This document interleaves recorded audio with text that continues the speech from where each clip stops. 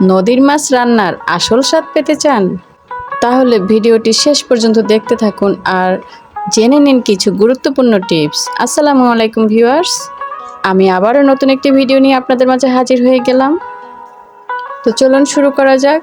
নদীর মাছে থাকে প্রচুর পরিমাণে প্রোটিন এবং ক্যালসিয়াম, যা আমাদের শরীরের বিভিন্নভাবে উপকার করে থাকে। আমি এখানে 1 কেজি পরিমাণ চুলের ডাঁটি মাছ নিয়েছি। আপনাদের অঞ্চলে এটিকে কী নাম বলে থাকেন অবশ্যই কমেন্টে জানাবেন। এক এক অঞ্চলে এই মাছটাকে এক এক নামে চিনে। প্রিয় দর্শক, আমরা যে নদীর মাছ রান্না করছি, আমরা কি আসলে সঠিক পদ্ধতিতে রান্না করছি? জানতে হলে সাথেই থাকুন। মাছটাকে আমি কেটে ভালো করে ধুয়ে নিয়েছি। এরপর এখানে 3 টেবিল চামচ পরিমাণ তেল দিয়েছি। টিপস নাম্বার 1, এখানে নদীর মাছে অবশ্যই কিন্তু তেলের পরিমাণটা কমিয়ে দিবেন, আর তেল ঝাল মশলার পরিমাণ কমিয়ে দিলে মাছের আসল টেস্ট পাওয়া যায়। আমি এখানে মাত্র 3 টেবিল চামচ পরিমাণ তেল দিয়েছি, আর এই তেলের মধ্যে আমি 1 চা চামচ পেঁয়াজ বাটা আর 1/2 চা চামচ রসুন বাটা দিয়ে দিলাম।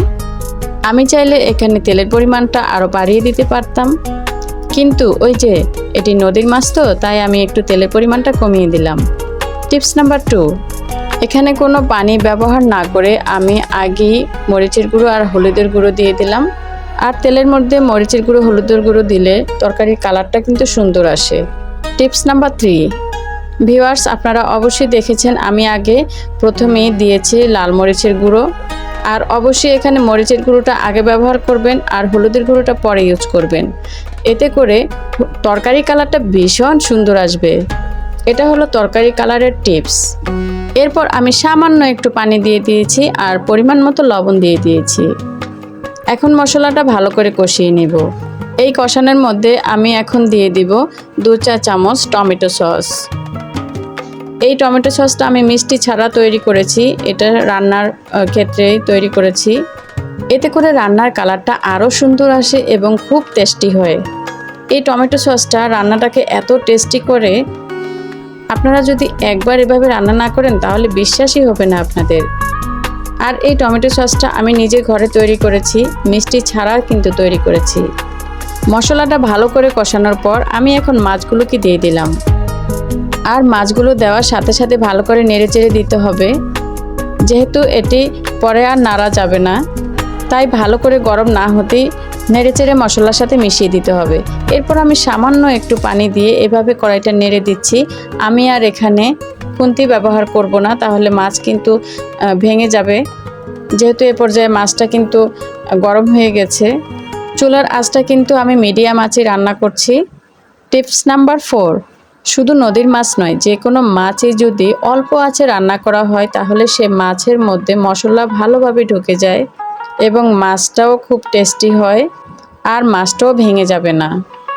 তো প্রিয় দর্শক, কথা বলতে বলতে কিন্তু আমার মাছটা ভালোভাবে কষানো হয়ে গেছে। এই পর্যায়ে কিন্তু আপনারা মাছটা নামিয়ে নিতে পারেন। এটা একদমই খাওয়ার জন্য পারফেক্ট কুক হয়ে গেছে। আমি এখানে একটু সবজি অ্যাড করব, তাই আমি মাছগুলো উঠিয়ে নিচ্ছি।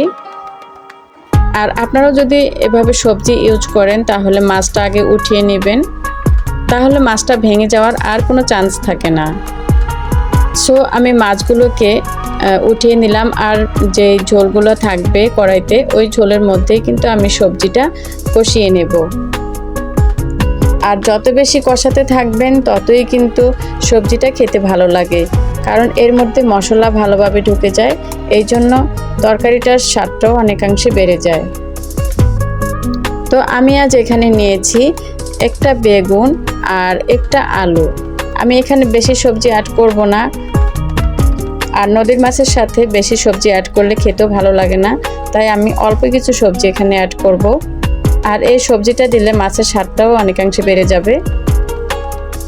তো সবজিটাকে আমি এখন ভালো করে মশলার সাথে নেড়েচেড়ে দেব।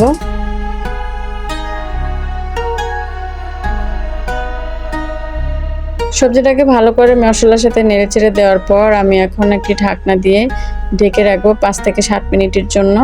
আর আমি আলুগুলো স্লাইস করে কেটেছি, একদম পাতলা পাতলা করে কেটেছি, তাই তাড়াতাড়ি সেদ্ধ হয়ে যাবে।